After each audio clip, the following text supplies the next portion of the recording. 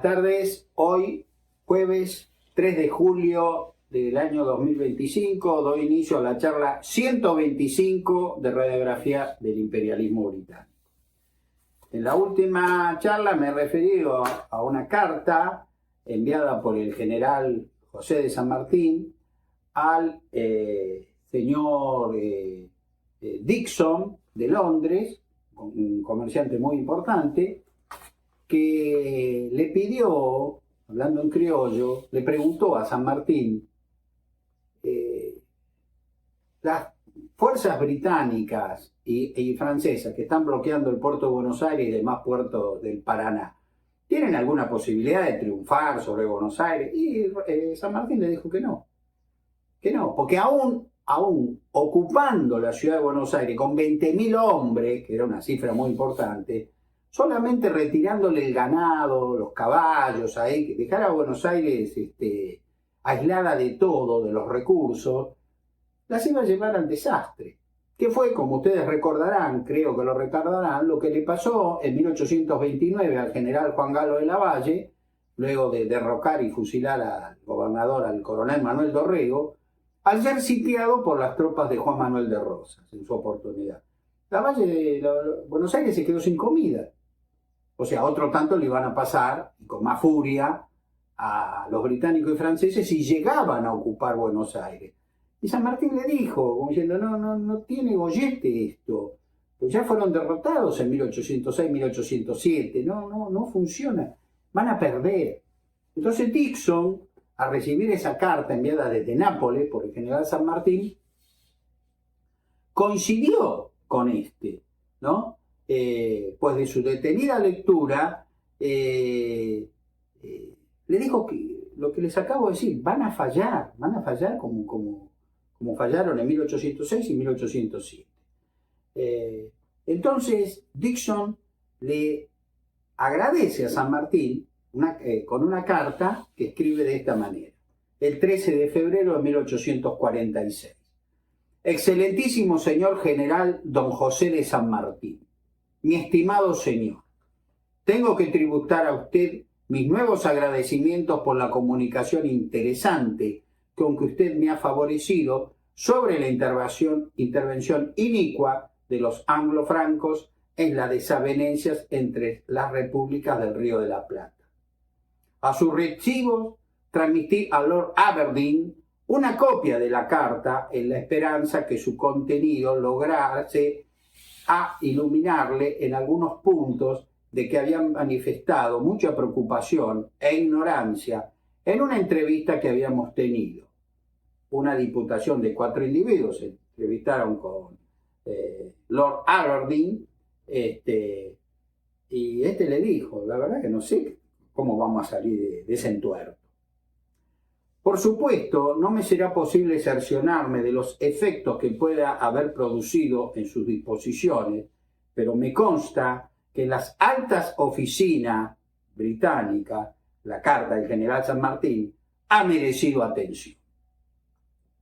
A nuestro amigo antiguo, el almirante Bowles fue un hombre, Guillermo Bowles, que en la guerra de la independencia americana brindó bastante buenos servicios a nuestra causa, aún cumpliendo con directivas del almirantazgo británico, y San Martín lo consideraba un leal amigo. Al almirante Bowles, antes era comodoro, ahora había llegado al máximo del escalafón de la Royal Navy, de la Marina Real.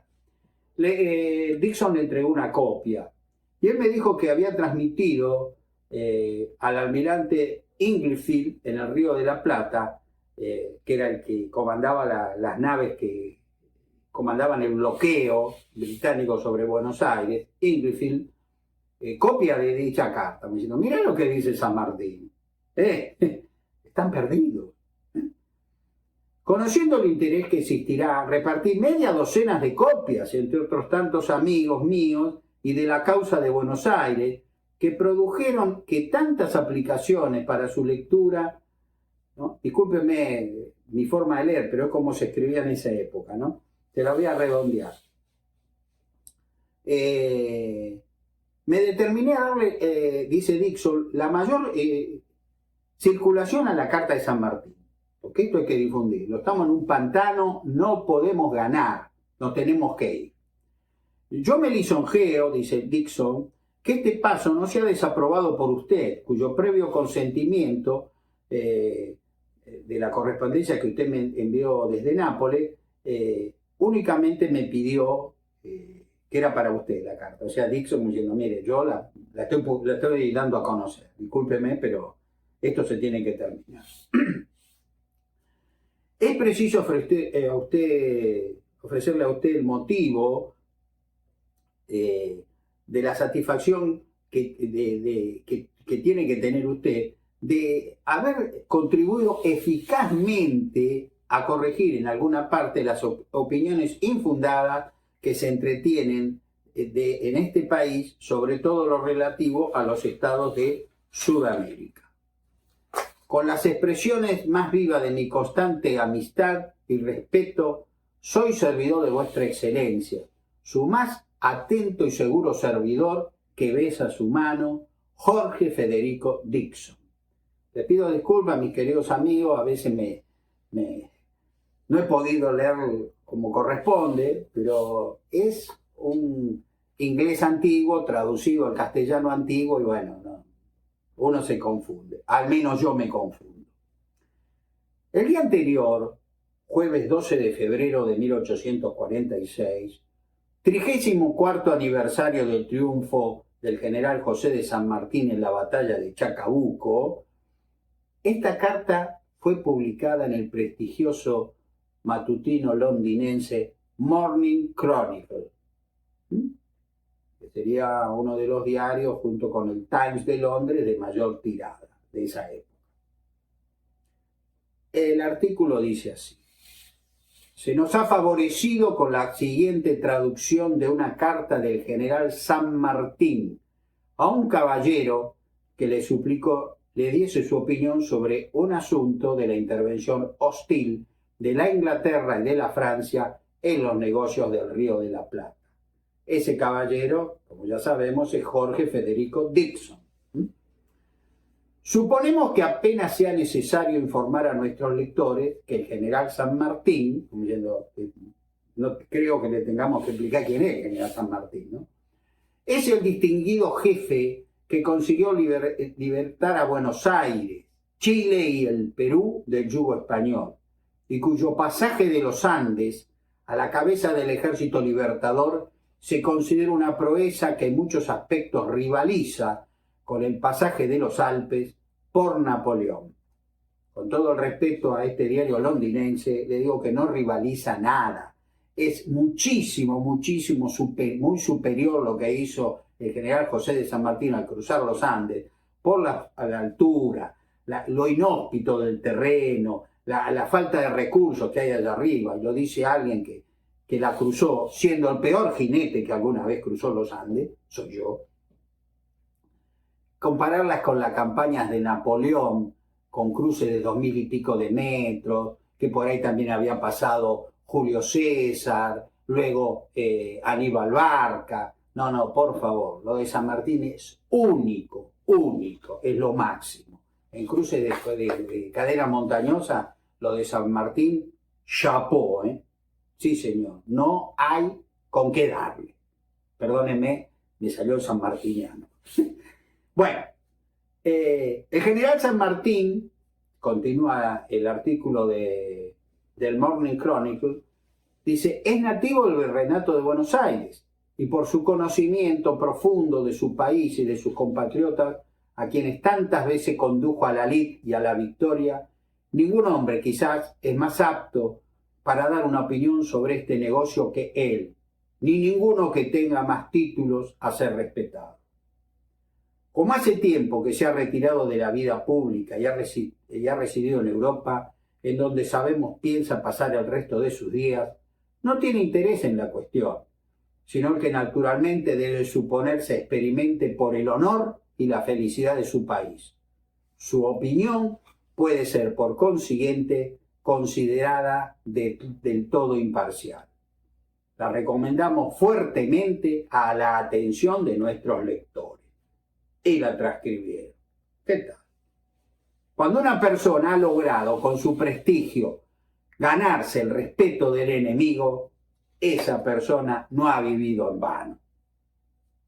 A los pocos días, esa nota y la carta de San Martín la reprodujo La Presse de París, cuyo director, Emilio Girardin, estaba en total oposición a la intervención armada en el Río de la Plata. El diario francés dijo: dicha carta despertó la atención de los cancilleres de Europa, provocando enconadas polémicas de las que tomó parte activísima a favor de la causa sanmartiniana Alfonso de Lamartine, cuyos ataques, Lamartine era un poeta francés, una de las figuras más destacadas del romanticismo, ¿no?, de la época. Lamartine dice, cuyos ataques a la política de Guizot, ministro de Francia, que prohijaba la intervención franco-inglesa, menospreciando el respeto a una legítima soberanía, encontraron ecos favorables en las conciencias amantes de la justicia y la libertad. Dixon, Jorge Federico Dixon, volvió a escribirle al general San Martín, ¿no?, una tercera carta sería, en la que le expresó: Londres, 17 de febrero de 1846. Señor general don José de San Martín, mi muy apreciado señor. Apenas había despachado mis respetos del 13 cuando tuve el placer de recibir su estimada del 28 de enero, la que me apresuro a contestar para asegurarle que su adjunta para el señor presidente de la República Argentina, no era el presidente Rosas, pero bueno, él lo consideró presidente, está bien, ¿no?, hago el detalle, será transmitido a su excelencia en primera ocasión con todo cuidado y seguridad por el mismo medio que aprovechamos para la remisión de estas circunstancias de la correspondencia oficial para aquel gobierno. En la última carta que tuve la honra de dirigir a vuestra excelencia, hice alguna observación sobre los efectos favorables que habían resultado a la causa de Buenos Aires de la circulación dada a la carta interesante que tuvo usted la bondad de escribirme, y en nada se disminuye el interés que ha excitado. Se me ha asegurado por un individuo influyente que ha despertado su carta un deseo de examinar e informarse sobre los negocios del Río de la Plata y su gobierno actual, en que antes se tomaba poco o ningún interés y se tenía casi ningún conocimiento, limitado a los pocos individuos relacionados con aquellos países. Tenemos algunos datos para formar opinión de este gobierno. Ya se trata de variar su política hacia la República Argentina. Acaba de embarcarse al mando de una fragata de guerra que se dice deberá relevar al almirante Inglefield, el comandante más antiguo, Sir Thomas Herbert, que antes estacionado en La Plata y que entonces fue distinguido por su parcialidad al general Rosas. Otro amigo nuestro, de quien se recordará vuestra excelencia, el capitán Sharp, me dijo que se tiene el pensamiento que se van a ir. Acá sintetizo porque es muy engorrosa esta parte de su nota. En una entrevista que tuvimos con Lord John Russell, propuso abstenerse de cuestiones a los ministros sobre los procedimientos en el Río de la Plata por algunos días, que era lo más probable, ya que se hallaban en camino instrucciones a Mr. Ouseley que darían otro curso a su conducta, o sea, a un enviado británico. Vuelvo a repetirle, mis amigos, las disculpas del caso, pero así se escribía en esa época. No maten al cartero, yo no tengo la culpa. Nuestros avisos en el Plata, nuestros barcos, correos, muy atrasados, avanzados al 5 de diciembre de Montevideo y 26 de noviembre de Buenos Aires, se esparcían rumores del combate en el puerto de Obligado, pero no había habido triunfo para indicar los efectos que podían tener en las próximas determinaciones de Rosas, ni en el pueblo igualmente.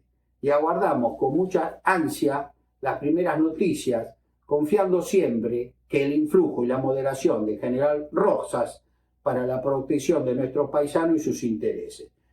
Rosas protegió, porque era anglófilo, amaba a Gran Bretaña, aunque estarían peleados en ese momento, a los súbditos británicos nadie los tocó, pero ni con un cabello. Quiero decirle, la población se mantuvo totalmente al margen, no hubo ninguna ofensa a los súbditos británicos que vivían fundamentalmente en Buenos Aires.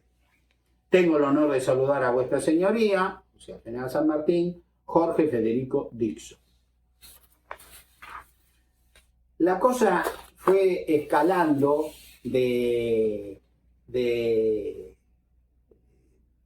digamos, la demolición de la intervención anglo-francesa,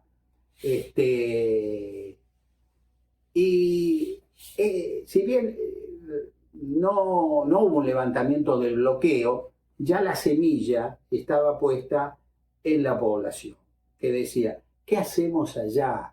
¿Qué estamos haciendo con los franceses? Británicos y franceses nunca se llevaron bien, dicho sea de paso. Se tenían pica desde la época de Napoleón y la mantienen hasta el presente. El bloqueo era muy costoso e impopular en Gran Bretaña, y esto fue motivo de fuertes debates parlamentarios sobre la conveniencia de mantener. En uno de estos acalorados debates, mire qué importante lo que le voy a decir ahora por la causa Malvinas, poco antes de cerrar sus funciones por las vacaciones de verano, un miembro de la Cámara de los Comunes llamado William Malesworth hizo una clara referencia al despojo de las Islas Malvinas perpetrados el jueves 3 de enero de 1833 por el capitán John James Onslow al mando de la fragata Clio, y él propició su devolución con estas palabras. En la Cámara de los Comunes, en sesión del 21 de julio de 1848, cuando se discutían los gastos coloniales del imperio, el diputado Malesworth dijo: vuelven estas miserables islas Falkland, Malvinas, que no dan trigo, donde no crecen árboles, islas batidos por los vientos polares que desde 1841 nos han costado sin beneficio alguno nada menos que 45.000 libras esterlinas. Decididamente soy del parecer que esta inútil posesión se devuelva al gobierno de Buenos Aires. Por la voz del diputado Malesworth hablaba la opinión pública. Esto lo expresó el escritor Alfredo Burnett Merlin en su obra Cuando Rosas quiso ser inglés, capítulo 16, página 48. Es una verdadera perla. En la Cámara de los Comunes, un miembro de ella, a los gritos, dijo: devolvamos las Islas Malvinas a Buenos Aires. ¿Qué tal? No es poco, ¿eh? Ante este nuevo fracaso, o sea, no había un acuerdo para levantar el bloqueo, el gobierno envió, un parlamentario que fracasó, envió a Henry Southern, quien se entrevistó con Juan Manuel de Rosas en octubre de 1848, a poco de llegar, y que lo único que Rosas se dio cuenta que los británicos lo único que querían era salir del pantano lo más rápido posible. Estaban en un Senegal, si avanzaban se hundían y no podían retroceder. Se tenían que ir, no les quedaba otra. Y como Rosas no era ningún tonto, era más bien pícaro, como una vez lo definió Manuel Dorrego, ese gaucho pícaro, y en esta ocasión tuvo razón, lo dejó hacer. Southern llegó a un pleno acuerdo con Rosas, reconociendo nuestros derechos sobre los ríos interiores, y se comprometió a devolver la isla Martín García, que como sabemos ocupó en septiembre de 1845 el corsario italiano José Garibaldi. Rosas, por su parte, se comprometió a levantar el sitio terrestre y bloqueo naval de Montevideo, luego que se procediera a desarmar y evacuar a las tropas extranjeras que habían resistido al general Manuel Oribe, es decir, argentinas, españolas, argentinas unitarios, ¿no? Españolas, francesas e italianas. sabía que esta cláusula no la iban a cumplir los exiliados ahí en la ciudad de Montevideo, pero él se dio cuenta que había ganado mucho. Y así fue. El sábado 24 de noviembre de 1849 se firmó la convención Arana-Southern. Pasarían poco más de 133 años para que se volviera a tener un enfrentamiento armado con los británicos.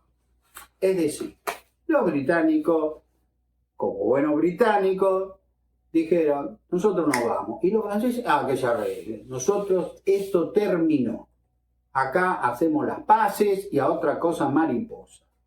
En Londres, el Parlamento, al ser llevado este tratado, Arana-Southern, lo ratificó sin gran debate. Pues en definitiva, la cuestión humanitaria de los sitiados de Montevideo, que fue una de las excusas para iniciar el bloqueo, en realidad a ellos no les importaba absolutamente nada.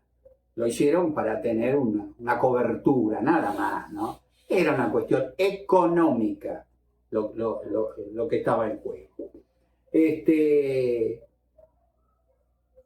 Aceptado el pacto, el tratado Arana-Southern, por los parlamentarios británicos, solo quedó Francia, bloqueando. Testarudamente los franceses siguieron, pero no lo iban a hacer por mucho tiempo.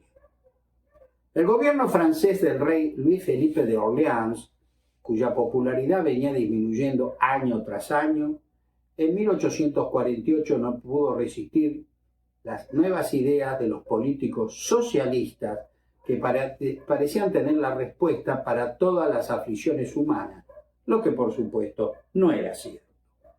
En esa época, la crisis europea habían comenzado por razones climáticas que derivaron en una pésima cosecha de papas en Irlanda, el alimento básico de ese pueblo anexionado por la fuerza por los británicos en 1843. Y a esto siguieron, después de la pésima cosecha irlandesa, catastróficas cosechas en todo el continente, con muchos lugares donde el hambre se hizo sentir. Nombres como Guillermo Federico Hegel, David Federico Strauss, Enrique de Saint-Simon, pronto fueron conocidos en toda Europa. Aclaro que esta gente además se hizo muy conocida por su ataque permanente a la Iglesia Católica Apostólica Romana. Eran socialistas. Un pseudo filósofo alemán de confundida visión se hizo tristemente célebre con una frase en que desnudó su oscuro pensamiento. La crítica de la religión es la base de toda la crítica. Su nombre, Carlos Marx, me revela de todo otro comentario. En 1847, en Francia, la escasez de alimentos se hizo sentir en forma sostenida. Las fábricas comenzaron a cerrarse y los obreros a quedar sin trabajo. Comenzaron a actuar en forma organizada y las denominadas marchas del hambre fueron muy conocidas. Cuando los bancos declararon la suspensión de pagos, el pánico financiero sacudió la monarquía del rey Luis Felipe, cuyo gobierno fue duramente atacado por los violentos escritos de George Sand, Julio Michelet y Alfonso de Lamartine, que lo consideraban el principal responsable de la crisis. El miércoles 23 de febrero de 1848, 9 regimientos de la Guardia Nacional se amotinaron y se unieron a los obreros al grito de ¡Vivan las reformas! El ministro François Guizot renunció al cargo y con esto la calma pareció retornar a la sociedad francesa. Pero eso fue un breve segundo en el tiempo, ¿no? Todo se vino abajo como un castillo de naipes. En el Boulevard de las Capuchinas, un soldado disparó contra unos manifestantes y estos, al querer atraparlos, fueron dispersados por disparos de otros soldados, quedando un saldo de 50 muertos y 70 heridos. Sus cadáveres fueron exhibidos por la multitud como banderas de guerra. A la noche los obreros asaltaron los arsenales militares. París no recordaba un tumulto semejante desde la toma de la Bastilla el martes 14 de julio de 1789.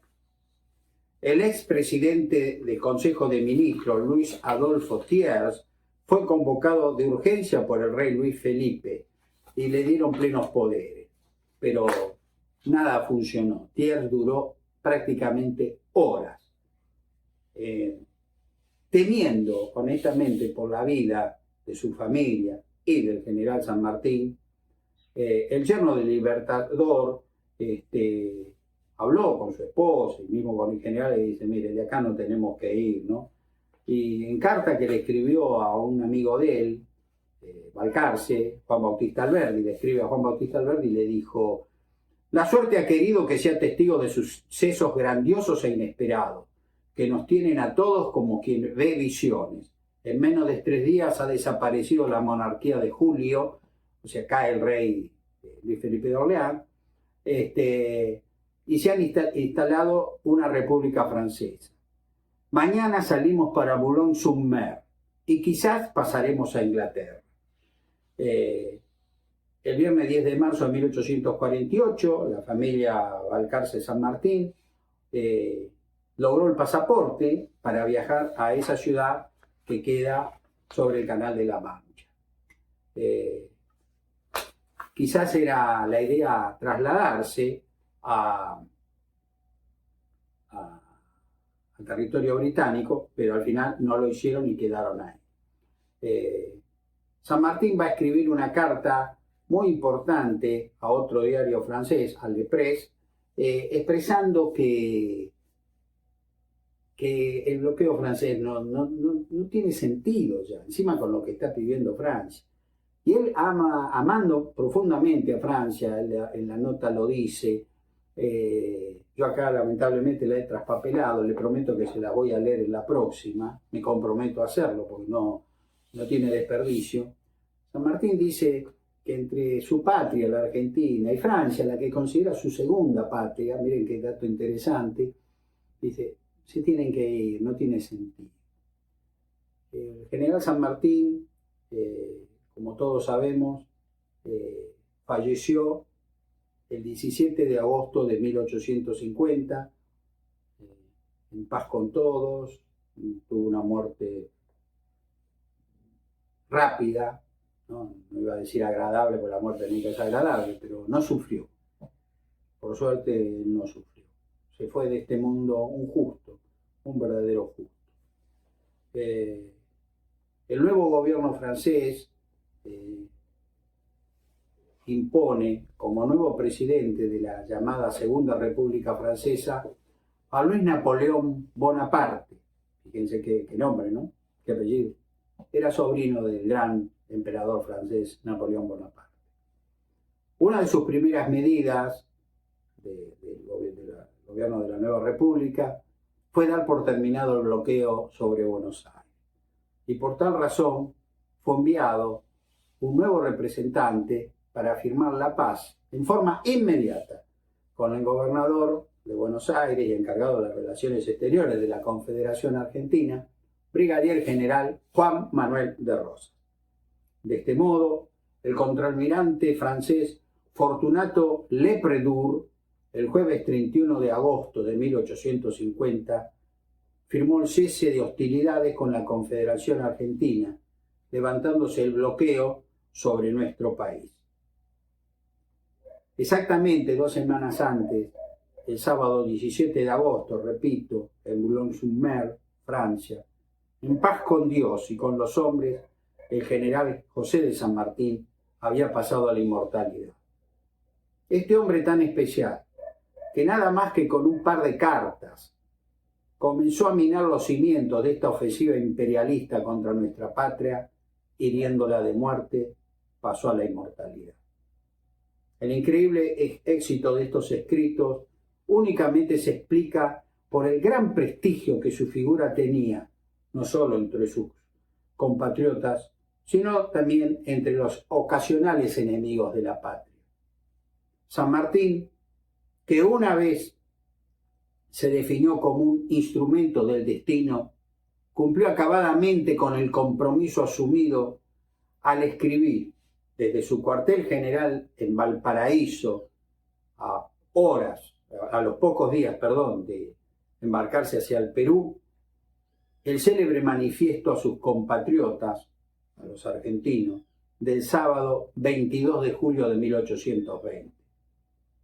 En parte del mismo, que es hermoso, y yo lo he leído, porque eso yo lo transcribí en el tomo 4 de esta obra, el general dijo: el general San Martín jamás derramará la sangre de sus compatriotas y solo desenvainará su espada contra los enemigos de la independencia de Sudamérica.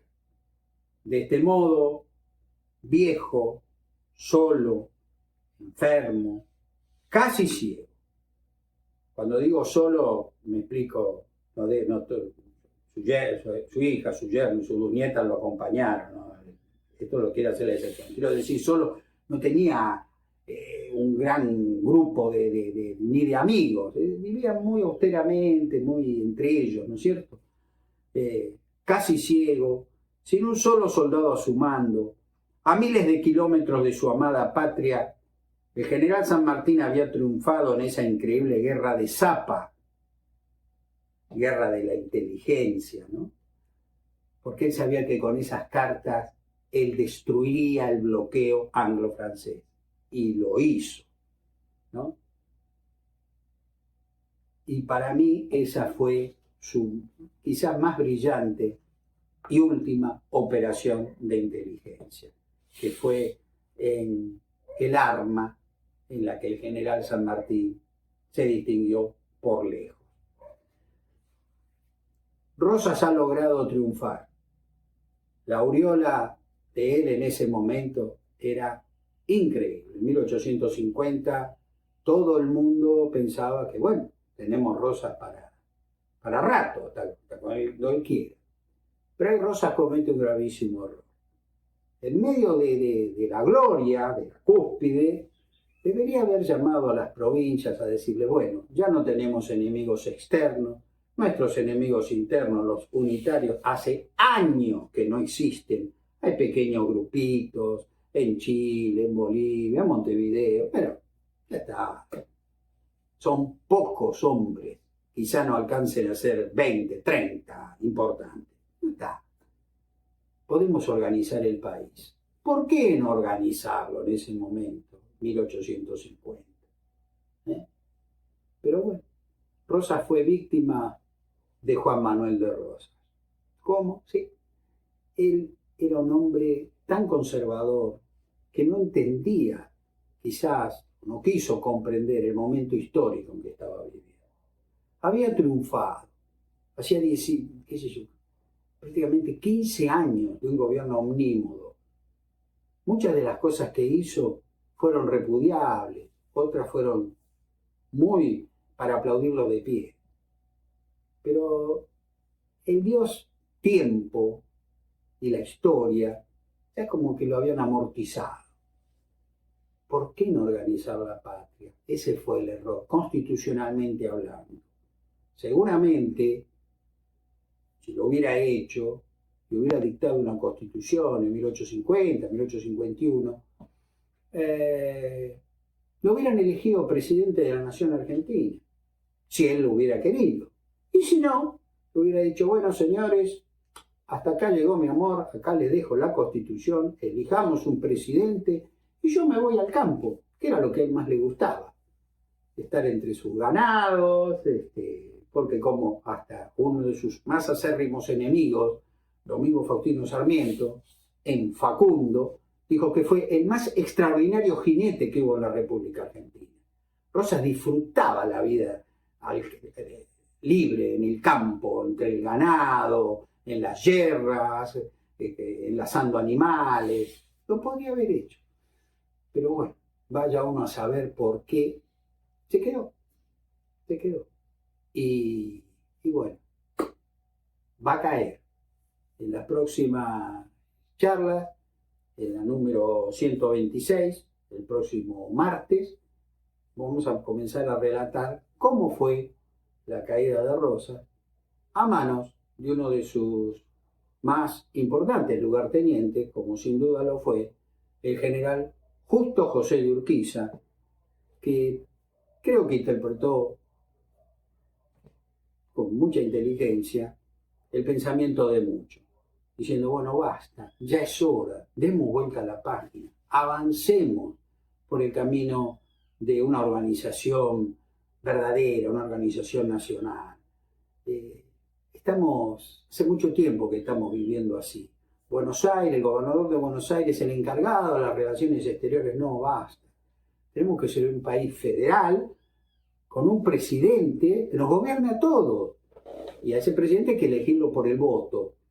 Y después, cuando ese presidente termine su mandato, elegiremos a otro, y a otro, a otro. Y en la renovación, que es lo mejor que le puede pasar a un pueblo, tener gobernantes alternados, va a estar el futuro de la patria.